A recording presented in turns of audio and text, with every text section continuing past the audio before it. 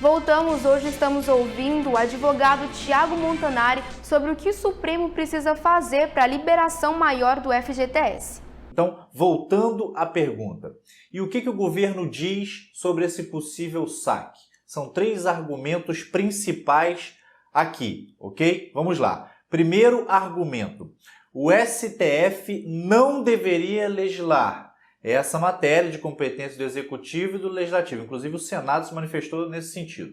Segundo argumento, o decreto não fala de pandemia.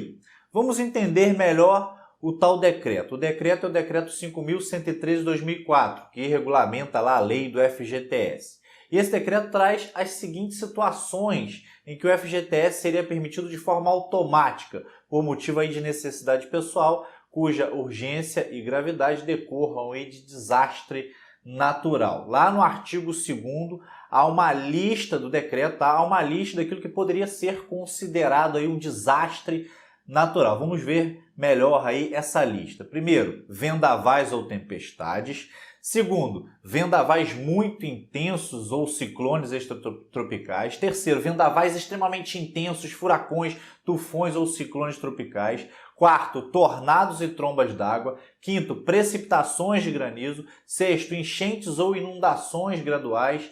Sétimo, enxurradas ou inundações bruscas. Oitavo, alagamentos. Nono, inundações litorâneas provocadas pela brusca invasão do mar. Está tudo lá no artigo 2º. Repare que não se fala em pandemia. Já o tal limite de R$ 6.220 está previsto no artigo 4º, que diz o seguinte: o valor do saque será equivalente ao saldo existente na conta vinculada na data da solicitação, limitado à quantia correspondente a R$ 6.220, R$ 6.220 por evento caracterizado como desastre natural, desde que o intervalo entre uma movimentação e outra não seja inferior a 12 meses. Então, esse é um dos argumentos do governo. A lei não fala de pandemia e, evidentemente, se não fala de pandemia, na visão do governo, esse saque não poderia ocorrer. Lembrando que o governo aqui não é só a presidência. Particularmente, acho que esse argumento acima não cola muito, tá?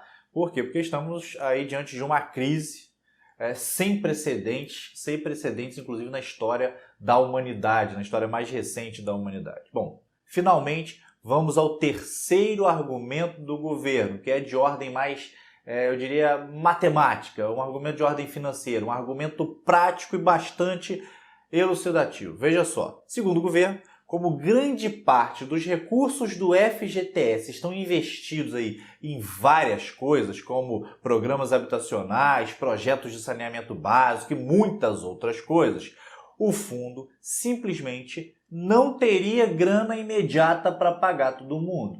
Olha o que diz o trecho de uma nota técnica do Departamento de Gestão de Fundos do Ministério da Economia. Abre aspas.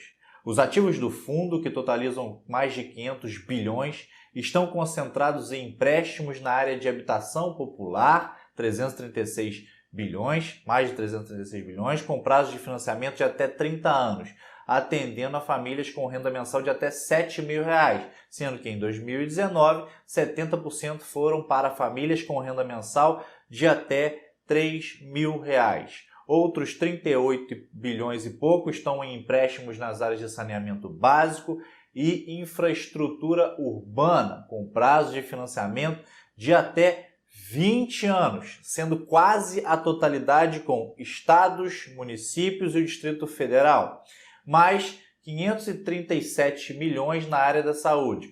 Outros ativos estão em 1. Fundos de investimento do FGTS, 25,8 bilhões por prazo determinado.